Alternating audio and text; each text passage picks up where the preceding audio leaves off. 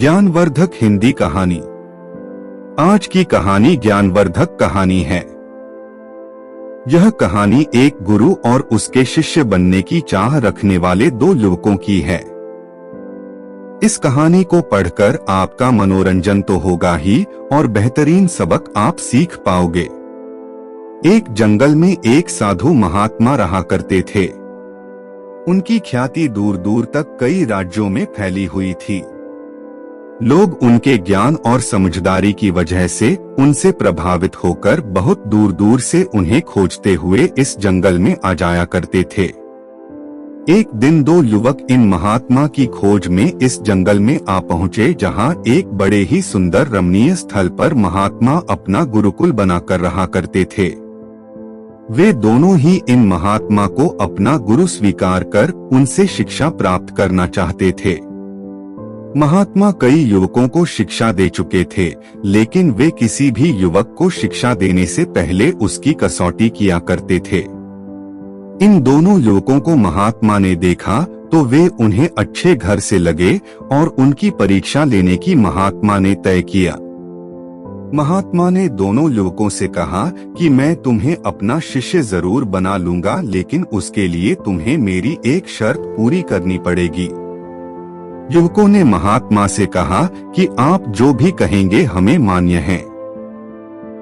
महात्मा ने गुरुकुल के कमरे में रखी दो कबूतरों की मूर्तियां लाकर दोनों युवकों को एक से एक थमाते हुए कहा, इन कबूतरों की मूर्तियों को तुम जीवित कबूतर ही मानो और तुम्हें यह करना है कि जब तुम्हें कोई देख ना रहा हो तब तुम्हें इन कबूतरों की गर्दन मरोड़ देनी है। जब तुम ऐसा करने में सफल हो जाओ तो मेरे पास चले आना। दोनों युवकों ने अपने अपने कबूतरों को ध्यान से देखा। दोनों ही कबूतर बहुत सुंदर से और उन पर बहुत अच्छे से रंग और आकृतियां बनी हुई थी। दोनों के मन में ख्याल आया कि इतनी आसान और सरल परीक्षा से गुरुजी हमें क्या सीखना चाहते होंगे।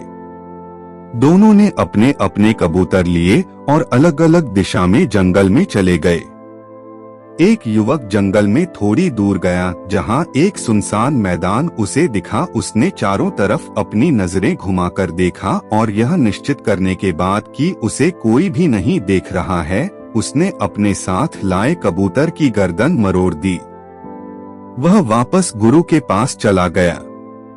दूसरा युवक भी जंगल में दूसरी तरफ एक सुनसान जगह पर पहुंचा और एक पेड़ के नीचे खड़ा रहकर हर तरफ से नजरें घुमाकर देखने के बाद जब वह कबूतर की गर्दन मरोड़ने लगा, तब उसकी नजरें अचानक पेड़ के ऊपर बैठे अन्य पक्षियों पर पड़ी।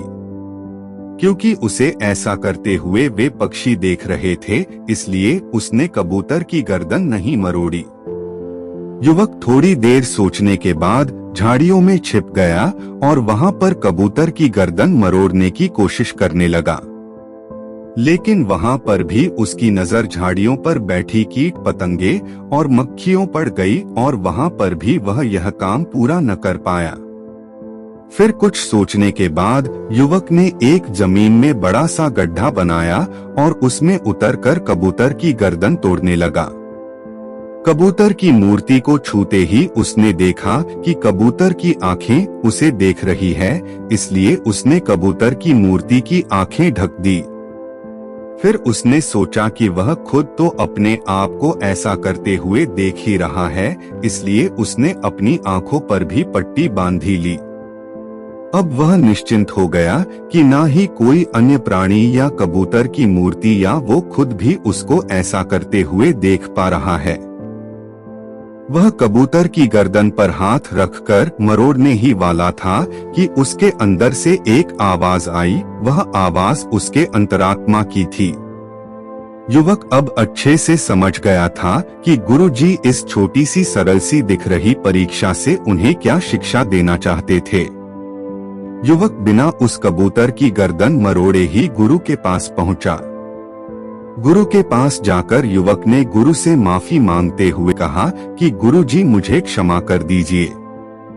मैं आपका दिया यह काम पूरा नहीं कर पाया, क्योंकि जब भी मैं ऐसा करने की कोशिश करता तो मुझे कोई ना कोई देख रहा होता।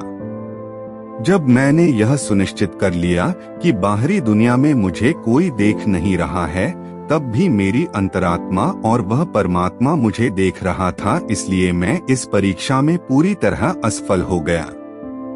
कहानी की शिक्षा। महात्मा ने उस युवक को शाबाशी देते हुए कहा कि तुम इस कसौटी में असफल नहीं बल्कि पूरी तरह से सफल हुए हो। इस कसौटी से मैं तुम दोनों को यही सिखाना चाहता था कि हम जो भी कार्य करते हैं वह उस परमात्मा से, उस परम शक्ति से कभी छुपा नहीं सकते। इसलिए हमें कोई भी कार्य उस परमात्मा को ध्यान में रखकर ही करना चाहिए, और जब हम ऐसा करते हैं तो हम कभी गलत कार्य नहीं कर पाते।